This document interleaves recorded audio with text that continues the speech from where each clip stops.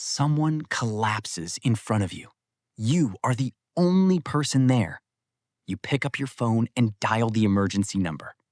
The operator answers immediately and says, "Emergency. Which service do you require?"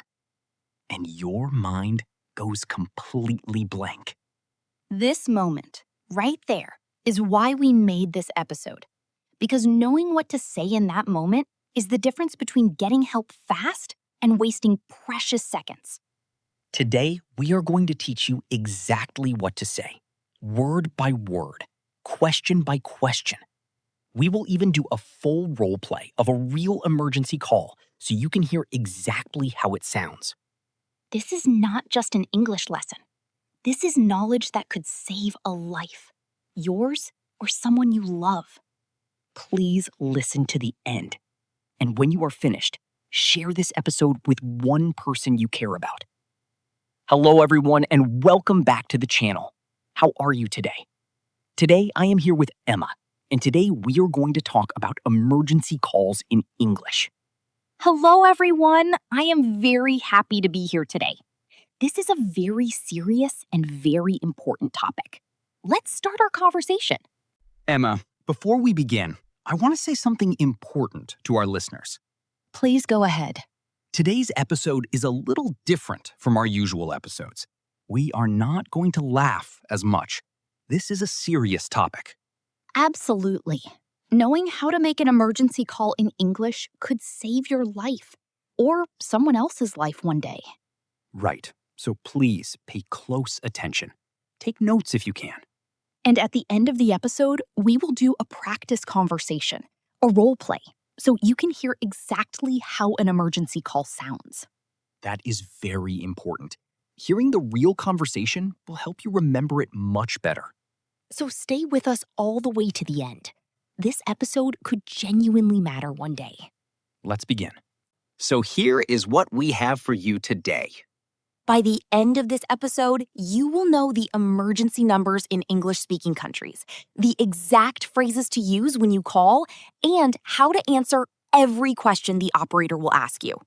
We will also teach you specific vocabulary for different types of emergencies: fire, medical, and police situations. And we will do a full role play of a real emergency call so you can hear exactly how it sounds. This knowledge costs nothing, but one day it could be worth everything. Let's go. Emma, let's start with the most basic information. What are the emergency numbers in English-speaking countries? The most important one to know is 999. This is the emergency number in the United Kingdom. And in the United States, Canada, and many other countries, the number is 911. In Australia, the emergency number is 000. And across all of Europe, including countries where English is not the first language, you can dial 112. This works everywhere in Europe. So to summarize, 999 for the UK, 911 for the USA and Canada, 000 for Australia, and 112 works everywhere in Europe. Write those numbers down. Save them in your phone before you travel. That is very good advice. Put them in your phone contacts under emergency before your trip. Now, what happens when you call? What does the operator say first? The very first thing the operator will say is, emergency. Which service do you require? Or they might say, emergency services. What is your emergency? They will ask you which service you need, police, fire, or ambulance. Police is for crime, if someone is robbing you, attacking you, or breaking into a building. Fire is for a fire or a dangerous gas leak. Ambulance is for a medical emergency. Someone is hurt, sick, or unconscious. You simply say, ambulance please, or police please, or fire please. Clear, simple, one word. That is all you need to say first. Then they will connect you to the right service. The next question they will ask is, what is the address? This is the most important information. They need to know exactly where you are. If you are inside a building, give the building name, the floor, and the street address. For example, I am at the Grand Hotel, 3rd floor, 45 Oxford Street, London. If you are outside, give the street name and the nearest landmark. For example, I am on Baker Street, near the post office, opposite the park. If you do not know the address, look for a street sign, a shop name, or a building number. Your phone can also help. Open your Maps app. It will show your exact location. Many smartphones now automatically share your location when you call emergency services. But do not rely on that. Always try to give the address yourself if you can. The next question is, what has happened? This is where you describe the emergency. Use simple, clear sentences. For example, there is a fire in the kitchen, or a man has been hurt, or someone has collapsed. The word collapsed means a person has suddenly fallen down and is not responding. For example, a woman has collapsed on the street. She is not breathing. These are simple sentences, but they give the operator exactly the information they need. Do not panic and try to explain everything at once. Speak slowly. Answer one question at a time. The operator will guide you. They are trained for this. Trust them and follow their instructions. That is very important. The operator will ask you questions in a specific order. Just answer each one calmly. They may also give you instructions, like how to do CPR or how to help someone who is choking. Listen carefully and follow every instruction they give you. Stay on the phone. Do not hang up until the operator tells you it is safe to do so. That is a very important rule. Never hang up first. Let the operator end the call. They may need more information, or they may need to keep talking to you until help arrives. Now, let's talk about specific vocabulary for different types of emergencies. For a medical emergency, useful words are injury, bleeding, unconscious, not breathing, chest pain, allergic reaction. For example, he has a serious injury on his leg. He is bleeding heavily. Or she is unconscious and not breathing. Or he is having chest pain. I think it might be his heart. Or she is having an allergic reaction. She cannot breathe properly. For a fire, useful words are smoke, flames, trapped, building, gas leak. For example, there is smoke coming from the kitchen. I can see flames.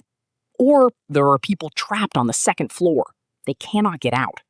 Or I can smell gas in the apartment. I think there is a gas leak. For a police emergency, useful words are robbery, attack, suspicious, weapon, intruder. For example, a man is trying to rob me. He has a knife. Or there is an intruder in my house. I can hear someone downstairs. Or I witnessed a car accident. There are people injured. These sentences are direct, clear, and give the operator exactly what they need. Remember, in an emergency, simple and clear is always better than complicated and confusing. Short sentences, one piece of information at a time. Speak as clearly as you can. That is a very important rule. Never hang up first. Let the operator end the call. They may need more information, or they may need to keep talking to you until help arrives. Let me share something very important that most people do not know. Please tell us. If you cannot speak safely during an emergency, for example, if there is an intruder in your house and you cannot talk, there is a special system in the UK called Silent 999. Silent 999?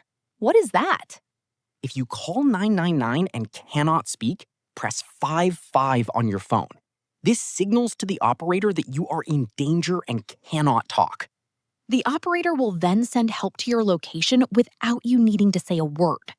Press 55. Remember that. It could save your life in a situation where speaking is dangerous. That is incredibly important information. Press 55, silent emergency signal. In the USA, texting 911 is also available in many areas if you cannot speak. Technology is making emergency services more accessible, but knowing these options is the key. Okay, now let's do our role play. Now we are going to do a full emergency call role play. Emma will be the emergency operator. I will be the caller. This is based on a real emergency call structure. Listen carefully and notice every phrase. Ready, Emma? Ready. Let's go. Emergency. Which service do you require? Ambulance, please. Putting you through now. Ambulance service. What is the address? I am at 32 Green Lane, Manchester, near the Central Library. Thank you. What has happened? A man has collapsed on the street. He is unconscious and not breathing. How old is the man approximately? He looks about 60 years old. Is there anyone with him? Yes, I am with him. There is also one other person here. Okay, help is on the way. Can you check if he has a pulse? Place 2 fingers on the side of his neck.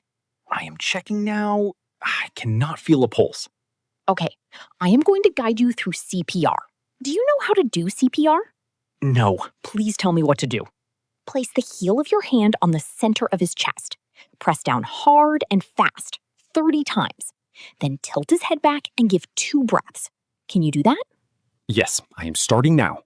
Good. Keep going. Do not stop. Help will arrive in approximately 4 minutes. Okay, I am continuing.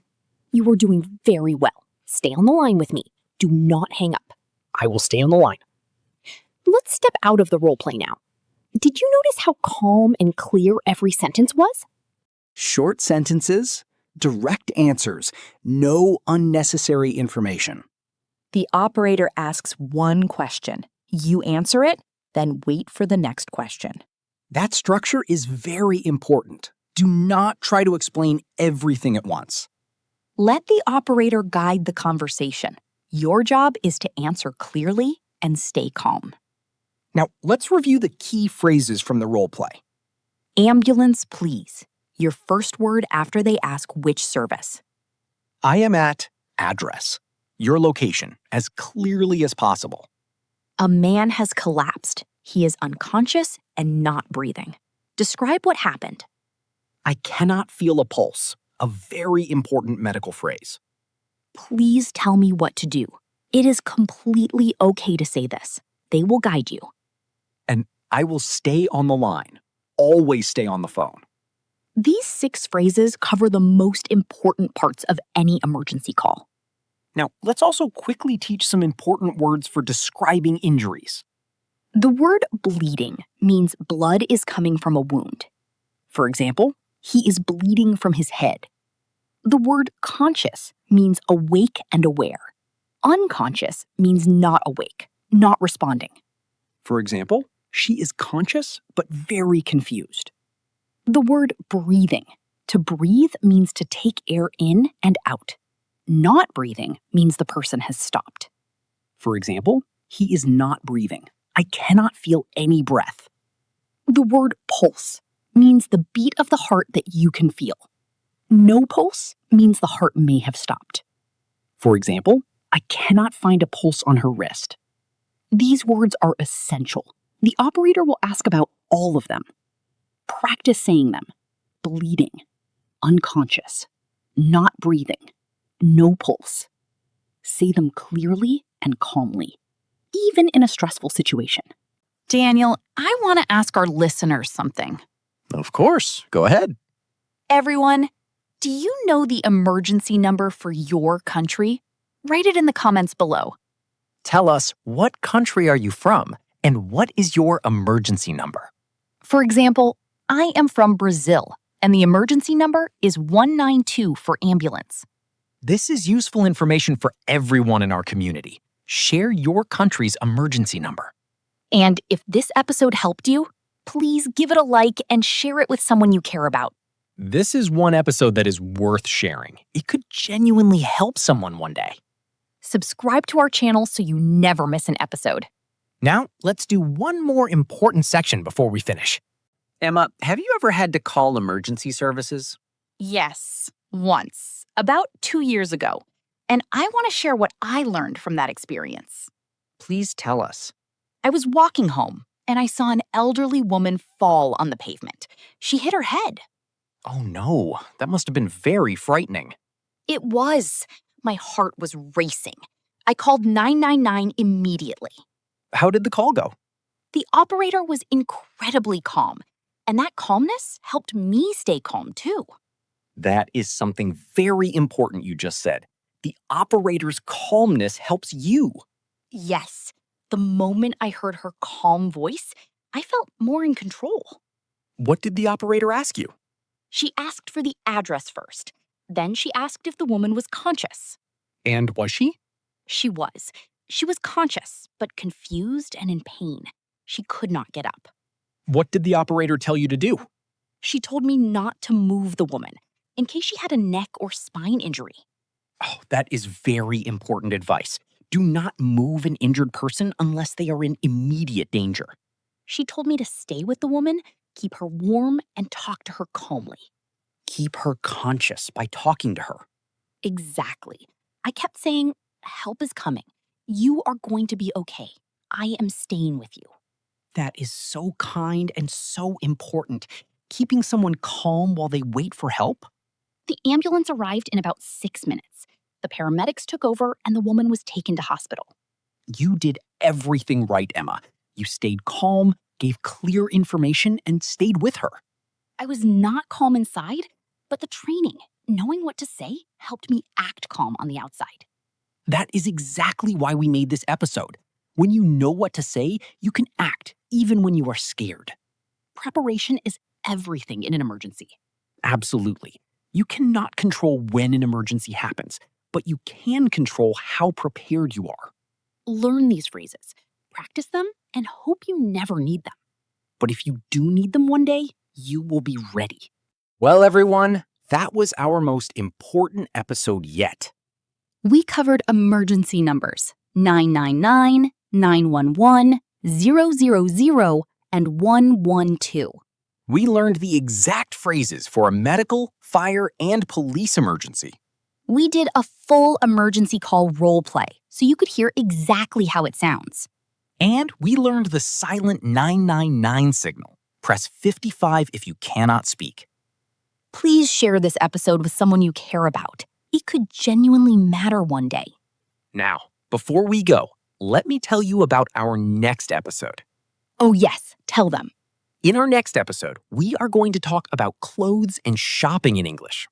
Oh, such a fun topic. What do you say in a fitting room? How do you ask for a different size? How do you return something that does not fit?